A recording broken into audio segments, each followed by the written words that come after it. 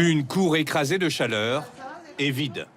Dans ce centre de loisirs en Ardèche, vous ne verrez aucun enfant jouer en plein soleil. Il fait plus de 40 degrés. Ils sont donc cantonnés à l'intérieur et tentent de s'occuper. Ah bah non, l'après-midi, on sort pas, quoi. Ouais, voilà. Activité manuelle, jeux de société, c'est... Ouais, voilà, activité manuelle, jeux de société, cuisine aussi, pourquoi pas. Enfin, voilà, mais bah, du coup, on reste au frais, quoi, au maximum. Comme 3 autres départements, l'Ardèche sera placée dès demain midi en vigilance rouge canicule. Mais la directrice a pris les devants.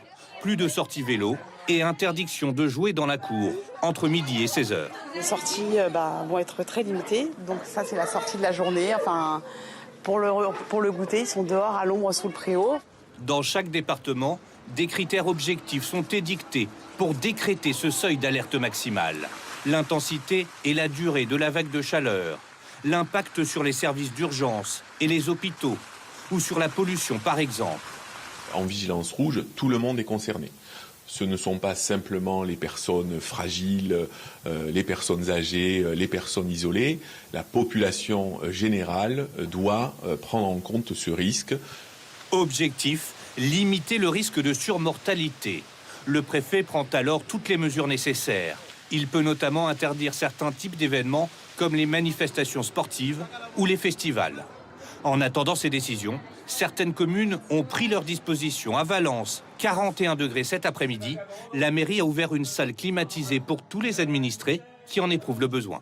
Merci beaucoup. Cette salle qui est climatisée peut accueillir une quarantaine de personnes et va permettre, dans ce lieu qui est un lieu d'accueil de personnes âgées, puisqu'on est dans un EHPAD, de faire venir aussi une population d'enfants, de parents de tous âges. À Saint-Sauveur-de-Montagu, la municipalité a recensé une quarantaine de personnes vulnérables. Demain, on va mettre en place des distributions de packs d'eau. Le maire va lui-même à leur rencontre et si elles sont absentes, la personne n'est pas là, donc on va de suite se renseigner auprès de la famille pour savoir s'il n'y a pas de soucis, etc.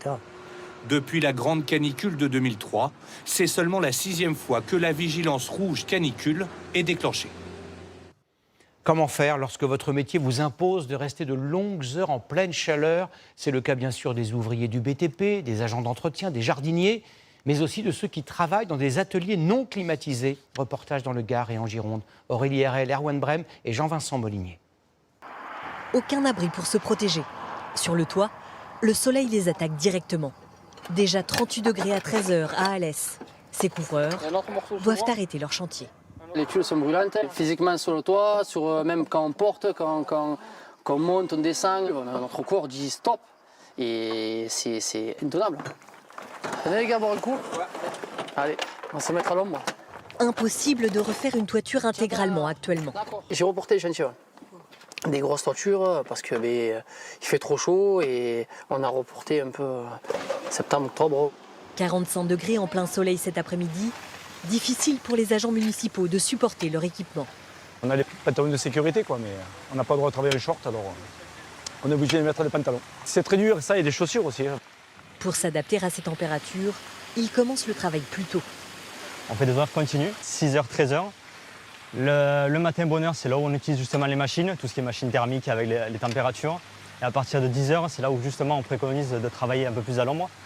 À l'intérieur aussi, ces carrossiers souffrent. Pas de climatisation dans l'atelier. Ce qu'on peut faire en 1 heure, généralement, on le fait en 1h30, 2 heures ou quoi. Vraiment, il fait vraiment très chaud. On s'essouffle plus rapidement. 10 fois par jour, ils se désaltèrent à la fontaine à eau, dans l'accueil climatisé.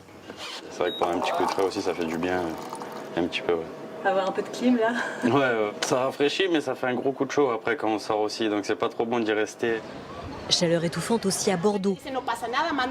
Les parcours des visites guidées ont été adaptés, mais beaucoup y ont renoncé aujourd'hui. On était 3 guides, mais à la fin, on n'est que 2 parce qu'il y a eu énormément d'annulations. Oui. 40 personnes d'un seul coup, c'est beaucoup. Avec la canicule, les employeurs ont l'obligation de protéger la santé de leurs salariés. Nous favorisons donc les pauses. Et si je vois que les personnes commencent à être un peu rouges, je leur demande de s'écarter, de souffler un peu. Et si on doit stopper les travaux, on stoppera les travaux. Les employeurs doivent également offrir de l'eau fraîche, proposer des équipements de protection ou un local climatisé, ou réorganiser le temps de travail.